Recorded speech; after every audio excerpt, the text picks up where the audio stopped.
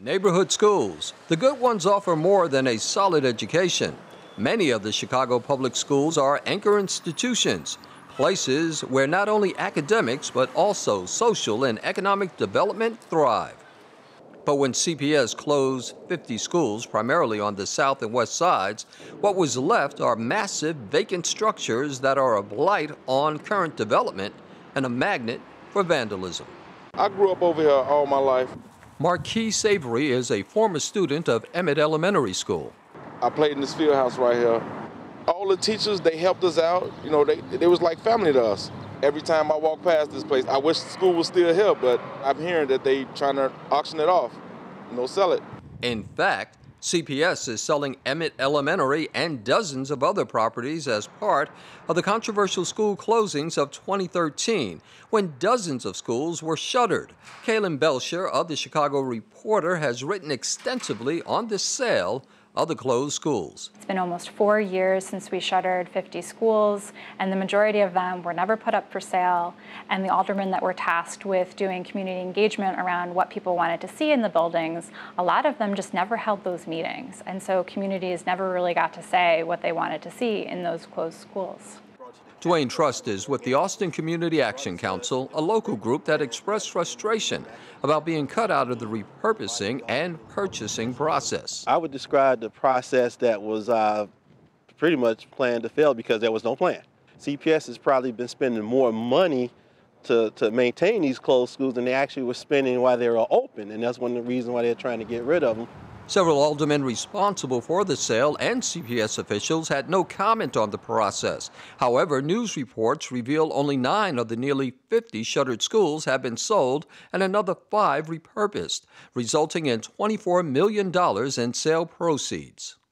Former mayoral candidate and Westside community organizer Amira Enya sees the vacant schools as an opportunity to revitalize the community. Key Elementary was part of a larger economic development plan called the Austin Arts and Culture Campus. So the vision behind this plan was to create a significant economic driver on the west side of Chicago that would revitalize the economy, not only of the west side, but also the adjoining western suburban communities.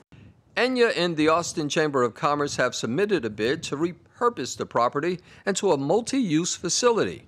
It's a campus that encompasses 4 different buildings, leveraging our position right off the Central and Lake Green Line stop. And the key building was a centerpiece of that plan. It was going to serve as an incubator for food-based businesses. We were going to house a culinary arts programming and workforce development programming out of that building. Enya's plan for community involvement and repurposing the schools mirrors CPS's initial plan for community input on the vacant properties. It's a plan that was successfully adopted in Kansas City, according to Belcher's research. So I looked at a lot of other school districts to see what their practices were and compared how CPS measured up. And in my research, and a lot of other experts say that Kansas City Public Schools probably have the best model out there. They held lots of community meetings for every single school. So every single community around a school got to weigh in and say, this is what I want to see. They also got to tour the schools. They got to see what conditions they were in, which experts say is really important because it helps communities come to terms with the fact that maybe that building isn't in the best shape for all the uses they want. Longtime Woodlawn community activist and developer Dr. Leon Finney says a major contributor to the closings and sales is black flight from Chicago. You can't look at the opening and or the closing of schools in isolation. Look at it in the sense of on the west side and on the south side of the city of Chicago, 235,000 families left the city of Chicago, moving elsewhere. When it comes to the selling prices that CPS received for these shuttered schools, the adage, location is everything, comes into play.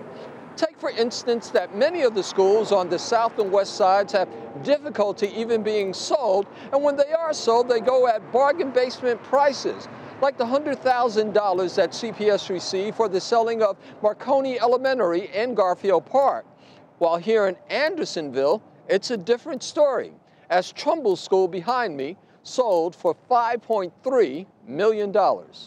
While the schools have been closed for nearly 4 years, many question why rush to sell now. Potential school purchasers have until March 13th, just 1 month from now, to submit bids. CPS will negotiate with the top 2 bidders and consult with the local aldermen before making final decisions on each sale.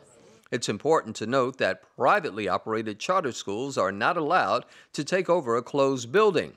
For Austin resident Keon Redmond, it's obvious what the community needs and when they need it. They need to do something for these youth out here. Instead of just having another hospital, another daycare, they need to put their money to something else. Stop using our taxpayers' money for irrelevant stuff. Please do.